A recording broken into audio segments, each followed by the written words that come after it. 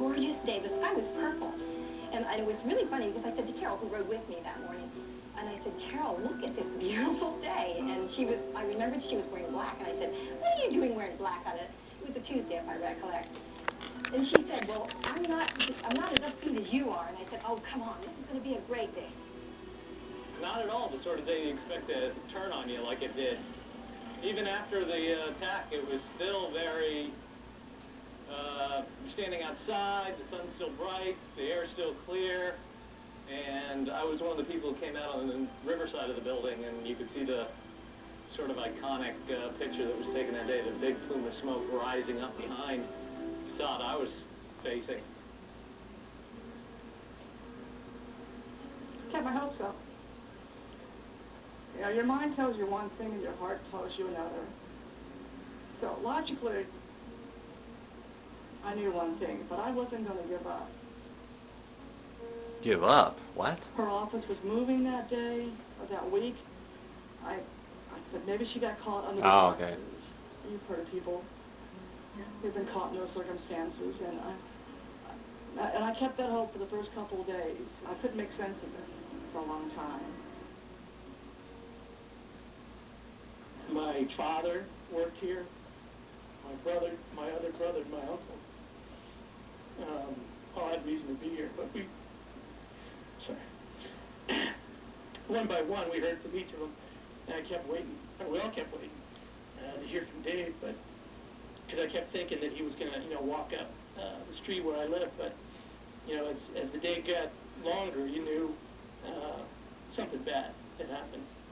The place is meant to invite interpretation on the part of the visitor, and so we embedded the place with hints and clues about the story that begin to tell the story about who these people were and how and what happened that day, but only to the extent that it requires or it invites you to think about it.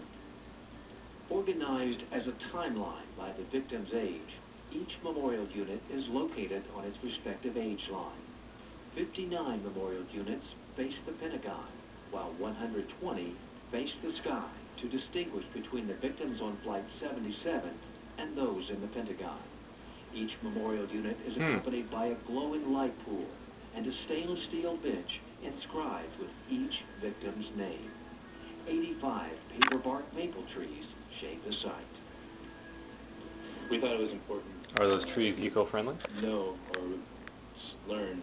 Or allergy friendly? This 27-year-old woman was in the building while this 26-year-old man was on the plane, for example, and know that that kind of insight would invite thought of some sort on the visitor's part. It Not bad. almost seems surreal, like it happened yesterday. And, I'm glad, that I get to remember it. It is so... Glad that you get to remember it? And, again, you look at the benches. It just reaffirms them. A long road, very long road. I'm happy to see that the construction is complete. And it's a beautiful design, a beautiful memorial. I hate the fact that it's here. But it is what, as they say, what it is. So if it had to be... Who paid for this memorial? It's a beautiful memorial, and How much money does it cost to run? I'm fortunate that I could watch each day? Watch it grow. This represents a memory that's very special. This represents 184 lives. This represents, in ways, in connecting to over 3,000 lives that were sacrificed to remember the day that it occurred, and in remembering, really, in many ways saying we should never forget.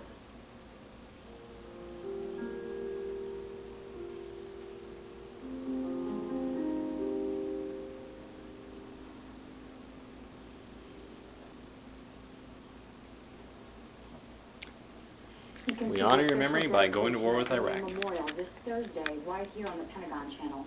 Coverage begins at 8:30 a.m. East Coast time. Now let's go to the Pentagon Channel newsroom, where Sergeant Ted McDonald has the latest.